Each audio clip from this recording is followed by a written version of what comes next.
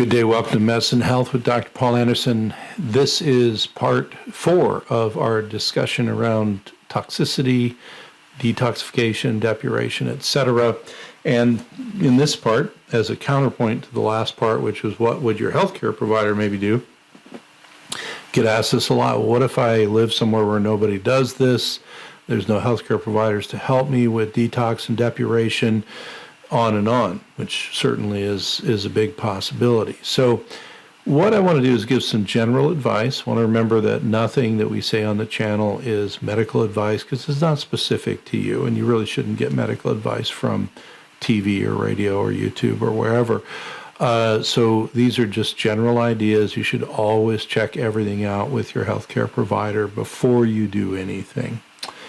That being said, what are things that people can do to, let's say, have a lower toxin or bigger toxin elimination lifestyle? And even when we medically treat people for toxicity, etc., in the long-term follow-up, our goal is to have them doing things that have them in a detoxifying lifestyle, a way for the body to do the most that it can to get rid of all of this stuff.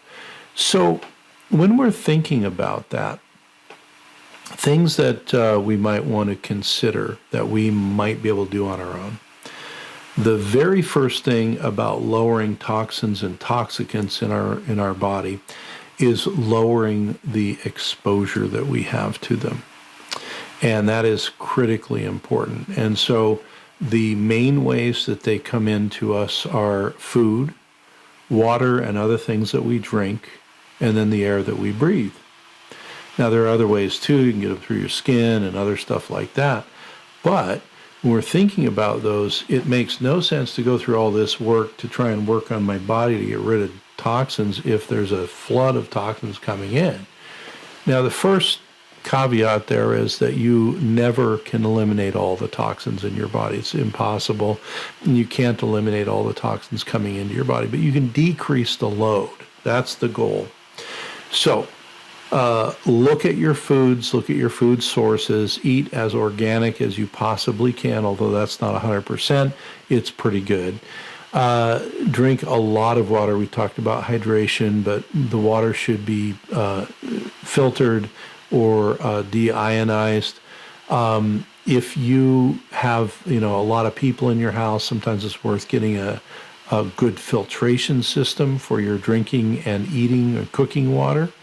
If it's just you alone, I've had a lot of friends where they just, go and they buy a few gallons of purified or deionized water, and that's what they use for drinking and cooking because it's just one person and it's not worth a big, filtration system. So that's a big one. Organic food as much as you can. As far as air goes, there's some things we can do about the air quality and some things we can't do. So one of the things that we can do is move air around, and there's even some reference in the literature that just the movement of air, like wind or a fan or something like that, is actually a fairly effective air movement and partial purification system. The other thing that you can do are, and now they're not as expensive as they used to be, you can get these ionic type of air filters. And if you only have one place to filter in your house, we usually have people make that their bedroom, or the bedrooms if you have a bunch of people living with you, because you spend the most static time usually in your bedroom breathing the same air over and over. So that can be helpful as well. The other thing would be personal protective equipment. So if you're someone like me who's maybe a little bit older and you remember the old days of no personal protective equipment when we worked with chemicals and stuff, a lot of people still do that. Please, if you're working with chemicals, things that vaporize, all this stuff, and certainly other things like metals, look at what you're supposed to do to keep those things out of your body, whether it's, gloves and masks or whatever it is. The next thing, so after we stop the influx or lower it, would be heating your body up. Now, we're going to do a whole series on heat therapies and which ones do what and all this business, so stay tuned for that. But just know that heating your body up does a number of things. One is it increases the speed of some of your enzymes, some of which help with detox and depuration. The next thing is it helps to move the toxins through the cells and move them out. So if you have enough hydration and then you've got heat, you're going to move more toxins out of your cells. And the next thing is that when you sweat, you actually do eliminate to your skin not only chemical toxins, but also metal toxins, which we now have in the research as well. So it's a good way to get things moving. Now, I'll defer to the other audio and video I'm going to do about heat therapies, but the bottom line is anything you can heat your body up with will help. So if that means you've got a sauna of one kind or another, go for it, do it. If you don't have a sauna, but you can get into a soaking tub or a hot tub, you actually will sweat in hot tubs, soaking tubs. We've had people do it just in their bath with as hot a bath as they can tolerate. Or we've had people where none of that was possible, but they did, they went on walks or run every day. And I would have them put one more like sweatshirt on or something just to engender more of the sweating and heating the body up. Now, to go along with that, moving your body is a great help to your depuration and detoxification because it pumps your lymph around, it pumps your venous blood around, helps to kind of clean those systems out, stimulates the movement through the liver, a little bit through the spleen, some other stuff. And so it will actually stimulate your body to get rid of stuff as you move. And generally, if you sweat while you move, it's sort of 2 for 1 there, which I think is really, really critically important. The next thing is regular elimination. And so that means beyond sweating, are you urinating and defecating enough?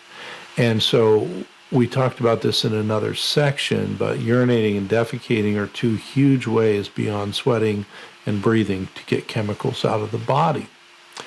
Urination is going to be supported largely by enough water. So remember that most other fluids are not going to hydrate you. Water is the thing that you want to be drinking to hydrate. And because of the way the kidneys work, we want enough water in our plasma that we've drank or ate in food to be able to front load the kidneys so that then if there's toxicants or toxins that need to go out through the kidneys, there's a good flow of fluid through there and that will help them be removed. And so when we talk to people about detoxifying or other things, we're always telling them don't get dehydrated. The worst thing you do is get dehydrated. And I've seen people who are detoxing and they become profoundly dehydrated. And we actually saw like skin color changes and other things because their body couldn't get rid of some of the junk fast enough. Then when you talk about eliminating through your bowels or your bowel movements, if you're not at least having 1 bowel movement a day, you're not going to be eliminating appropriately because it's not just the food that you've eaten that goes out through the bowel movement, but also toxins that are in the liver that may be more fat soluble or certain other toxins. The liver will put them in with the bile, which is something the liver makes to help us digest fats. That will go out, but it'll also be carrying toxins with it. Well, the bile tends, under normal circumstances, to recirculate back into the blood, certain parts of it anyway. And so that can carry the toxins back in. So number 1, bile goes in to the feces and you get rid of it every day. Okay, that's minimum. But the other thing then is something to help to bind on to the bile so it leaves. High fiber vegetables are probably the best way to do this. All of the vegetables that you've heard of that you think of as good for you probably have some or a lot level of binding agent. People sometimes will also take extra things, like guar gum or psyllium or whatever. And again, if you're going to take anything extra beyond your diet, talk to your healthcare provider about it before you do it. But that will help you eliminate too. And so people will say, well, what happens, because we have this handout that says, if you're doing especially something like chelation, so a medicalized treatment to support detoxification, it just says do not get dehydrated and do not get constipated. People will say, well, what happens if I do? Well, if you do, then you need to talk to the healthcare provider working with you about getting things moving again.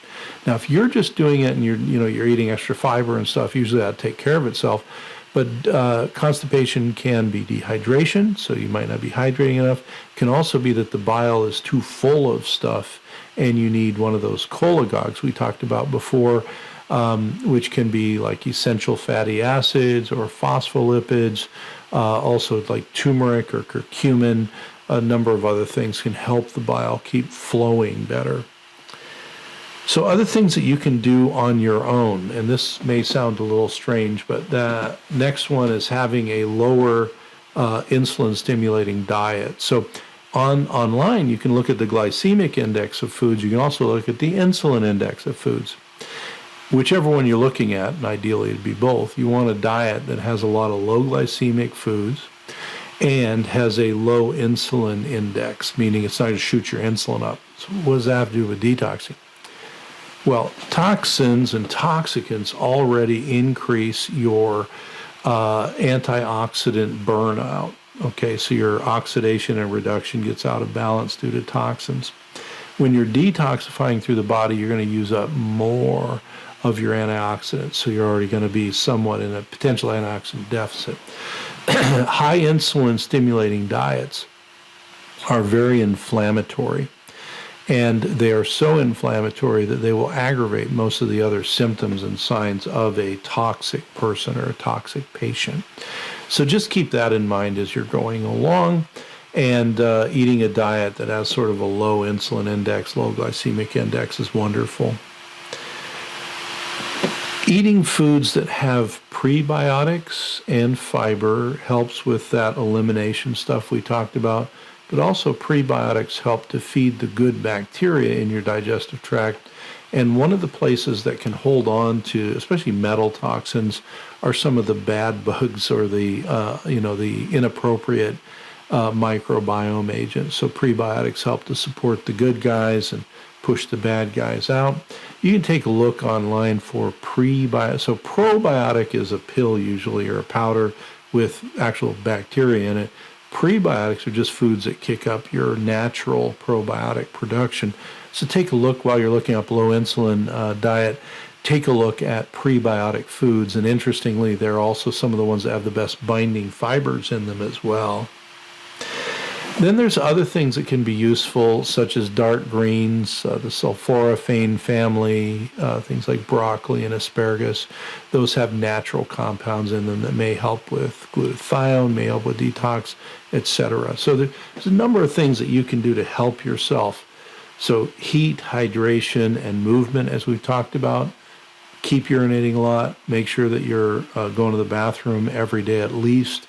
Make sure you got enough prebiotic and fiber in your diet, and then sweat when you can as well. All right, I'm Dr. Paul Anderson. We're out of time for today. Check us out on DRANOW, dranow.com. That's a hub website with all the links. If you're listening to us on audio, we're on all the pod burners. Please like, share, and subscribe. If you're on YouTube, that community is growing, dranow.com, or Dr. A Now on YouTube. And if you can't find it, just go to Dr. A Now, and you'll find us there on the Hub website. So Dr. A Online is the YouTube one. Like, share, subscribe, and do notifications, because sometimes the algorithm shoves us over to the side and you don't hear what we're doing. All right. Thank you very much. I will see you all on the radio next week.